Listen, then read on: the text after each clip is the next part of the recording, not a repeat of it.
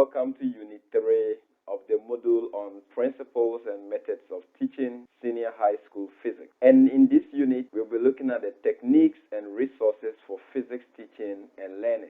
And in the first session of this unit, we'll be looking at questioning techniques. My name is Patrick Ejay.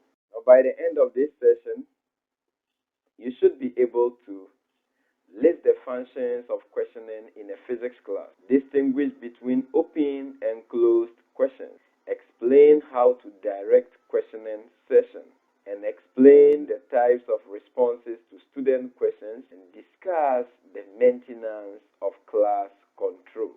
Then finally, explain how to properly frame questions during the teaching learning process. So let us look at questions. And you must understand as a physics teacher that the act of questioning is an important technique that you as a physics teacher you need, because it enables you, the teacher, to use the most of the teaching learning strategies or methods. So your ability to ask appropriate questions offers you the opportunity to use most of the available teaching learning strategies that are at your disposal as a teacher. And it also allows you as a teacher to determine the entry behavior, the interest, as well as the levels of understanding of your learning. So questions as a teacher are used to summarize and review the material that has been learned by your learners or by your class. And so questions are asked to motivate and stimulate students. So anytime you are asking questions, you must bear this in mind, that questioning is a way of motivating your students. It is a way of stimulating your learners' interest during the teaching learning process. Now let's look at the types of questions, and we're going to look at the first type of question, which is the closed question. And a closed question is a question that has a specific or correct answer. And these questions require students to recall data or just provide a factual information. So such questions can be used to stimulate higher order cognitive abilities of students. So when you are asking the questions and you build upon the questions that are being asked. So let's look at examples of closed questions. We said these questions require specific answers. So example, what is an isotope? How do we define heat? What is the SI unit of pressure? Now you realize that these are questions that require specific answers from the learner. Let's look at open questions. And open questions, these are questions that require students to think divergently. Why are they supposed to think divergently? Because this type of questions has a variety of appropriate answers that the learner can provide. And in open questions, these questions allow students to construct creative answers based on their own backgrounds, their own opinion, their attitudes, their beliefs, as well as their value systems. So example of open questions. What major problems would be faced by astronauts if they had to remain in a spaceship for 2 or 3 years? Then the second question, should our country promote the use of nuclear energy for the generation of electricity? Why? Now you realize that these questions are open to different views. It does not require the learner to provide a specific kind of answer. Now how do we direct questions during the questioning session? So as a teacher, your ability to formulate and direct questions also enhances the teaching and learning in your classroom. So in your classroom, try as much as possible to handle your students' responses sympathetically. Value your learners. Whenever they provide response to answers, as much as you can, try to, be a professional there. Don't just listen to students' responses. Then sometimes students' responses may be funny, but you must try to control yourself not to laugh, because once you do this, it will prevent such a student from answering questions in your class. So the way you respond to your students' questions and answers will also determine the future behavior of your students. So if your students, you ask questions, they are responding and they are making mistakes, and you are laughing at the mistakes they are making, then remember that subsequent times to come, you may ask questions and such students will not even respond to your questions. So for example, students are reluctant to answer questions if they think their responses will be treated lightly or they are going to be ridiculed in the classroom. So take note of this. It's very, very important during the questioning session.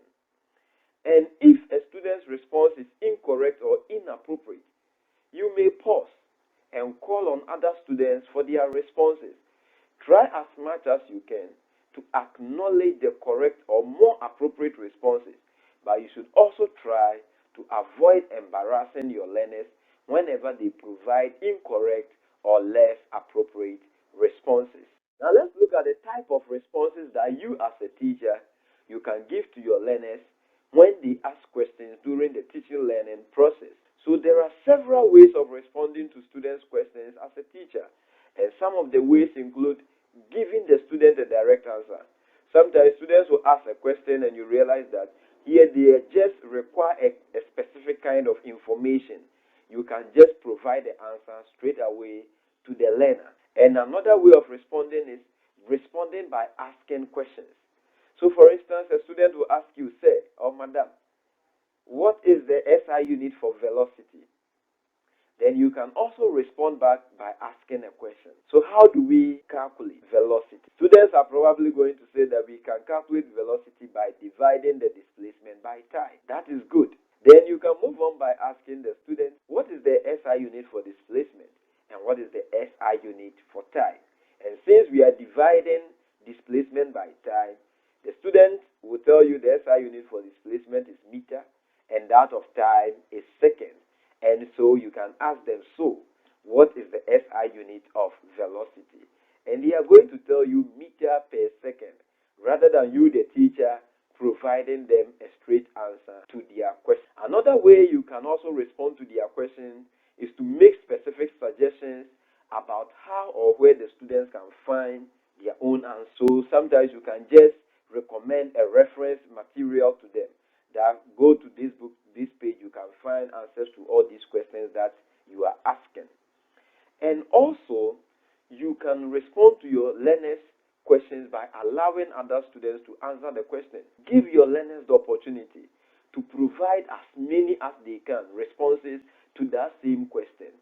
Because once you do this, it enables you, the teacher, to generate, it enables the learners to generate a whole lot of answers to that particular question, and we are able to now come to a consensus on the right one among the various answers that they provided.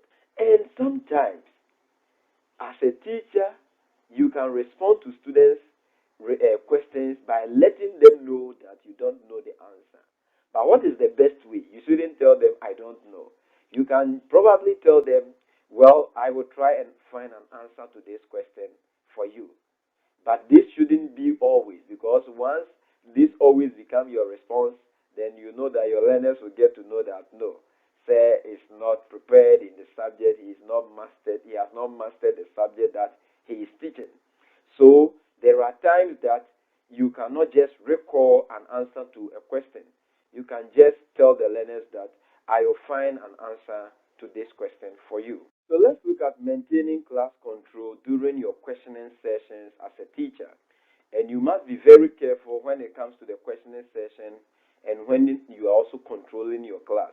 In that when you are not careful during the questioning session, some few students in the class will just hijack all the questions and others will also be idle in the classroom. So these are some guidelines that can help you to control your class during questioning session. Prepare a sample of the questions in advance and list them in your lesson plan.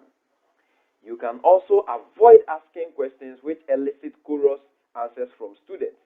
So false is defined as whatever, true or false. You realize that all your students will just respond true or false. They will just provide a chorus answer for you. And also avoid repeating students' questions and answers. Anytime you do this, your learners are not going to pay attention in class. And the sequence in asking a question is you ask the question, you pause, then you call. So, for example, what is force? Pause for a while, then you call a student, Kofi, then the Kofi can now give a response to your question. But don't be like, Kofi, what is force? The moment you do that, the student will not get time to think about the answer to give, and so it is likely the student may not give a correct or appropriate answer. Let us look at how we can frame our questions during the questioning session. So questions which you ask should be well framed, and these are some guidelines that will help you in framing your questions. Avoid beginning questions with statements like what about, can you, who can tell me. So a question like who can tell me the definition of a force? You can just ask the students what is a force. So avoid such questions. Then avoid questions which start as a declarative sentence and suddenly end as an interrogative sentence. So a question like force is defined as hot. You see, all your students were thinking you were going to provide the answer. Then they realized that no, sir or madam was asking a question. Then avoid asking double, involved or overlaid questions. Try as much as possible to ask one question at a time. So a question like what is kinetic energy and how does it differ from potential energy? You can ask students what is the difference between kinetic energy and potential energy, or state the difference. Distinguish between kinetic energy and potential energy. Then questions should not suggest their own answers. So example, hydrogen is the lightest element, isn't it? Or isn't hydrogen the lightest element? These questions are questions that suggest their own answers, so try to avoid them. Students, in this session, we have learned about the importance of asking questions during physics teaching, and we also learned some guides for asking questions in class. Now, as we bring the session to an end, let us take this as a take-home. State 3 purposes of asking questions during a physics class, and what is the difference between closed and open questions. I hope you enjoyed this session.